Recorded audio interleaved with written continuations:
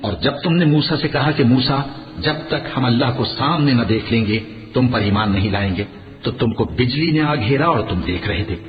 फिर मौत आ जाने के बाद हमने तुमको अस्सर नौ जिंदा कर दिया ताकि एहसान मानो। और हमने बादल का तुम पर साया किए रखा और तुम्हारे लिए मन्नो सलवा उतारते रहे कि जो पाकीज़ा चीजें हमने तुमको अता फरमाई हैं उनको खाओ पियो, मगर तुम्हारे बुजुर्गों ने उन नेमतों की कुछ कदर न जानी और वो हमारा कुछ नहीं बिगाड़ते थे बल्कि अपना ही नुकसान करते थे।